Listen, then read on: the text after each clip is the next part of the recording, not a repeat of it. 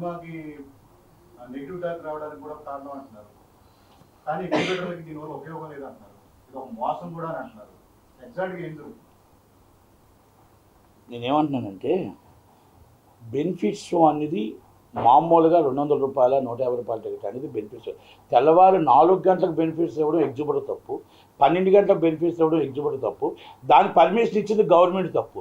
మా ప్రజల దగ్గర ప్రజలే దేవుళ్ళు అంటారు కదా, వాళ్ళ దగ్గర 2000 రూపాయలు దోచుకోవడం అనేది కరెక్టా?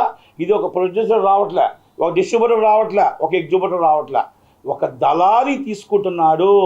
ఎస్, దళారే తీసుకుంటున్నాడు. ఆ దళారీ డబ్బులు వెళ్ళడం కోసం గవర్నమెంట్ ఎందుకు సపోర్ట్ చేస్తుంది, ఈ ఎగ్జిబిటర్ ఎందుకు సపోర్ట్ చేస్తున్నాడు? అలా నెలకి 17-20 థియేటర్లు ఇస్తున్నారు. రేపు కలికి కూడా జరుగుతాయి. దోచుకుంటున్నారు కొన్ని కోట్ల రూపాయలు. ఇది వాస్తవం. ఇది ప్రొడ్యూసర్కి వస్తుందేమో చెప్పానండి స్టేట్మెంటు, ఇది డిస్ట్రిబ్యూటర్కి వస్తుందేమో చెప్పానండి. ఎగ్జిబిటర్కి వచ్చే రెంట్ 20,000 30,000 ఇస్తున్నారు నైట్ 2 షోలు వేస్తే. మీరు మామూలుగా 7 గంటల షో చూసుకోండి, 7 గంటల షో మళ్ళీ 150 రూపాయలు 200 గవర్నమెంట్ ఏదైతే ఆ రేటే ఉంటాయి. మరి ఈ బెనిఫిట్స్ వల్ల మరి ఎగ్జిబిటర్లు తెలుసుకోగలగాలి, గవర్నమెంట్ కూడా తెలుసుకోగలగాలి, కమిషనర్ ఆఫ్ పోలీస్ గారు తెలుసుకోగలగాలి, అక్కడ ఎవరైతే జిల్లా కలెక్టర్ గారు తెలుసుకోగలగాలి. అంటే ఇవ్వడం వల్ల గవర్నమెంట్ సినిమాటోగ్రఫీ మినిస్టర్ కూడా తెలుసుకోగలగాలి. గతంలో జరిగిన పొరపాట్లు ఈ గవర్నమెంట్లో పొరపాటు జరగకుండా సార్ ఎవరో ఫోన్ చేయనియండి, అది న్యాయమా అన్యాయమా చూడండి.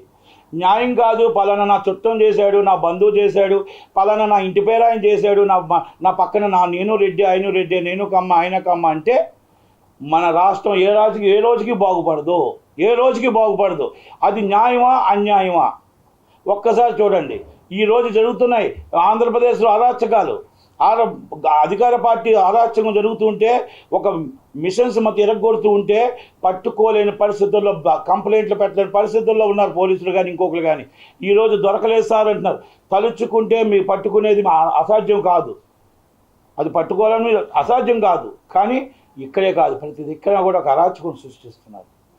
అంటే దానివల్ల ఏంటంటే ఒకరికి న్యాయం చేయడం కోసం ఇంకొకరికి అన్యాయం జరుగుతుంది.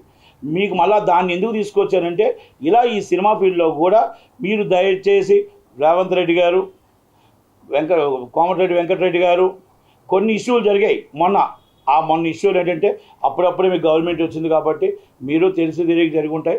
ఎందుకంటే 500 రూపాయలు 400 రూపాయల రేట్లు అనేది కరెక్ట్ కాదు.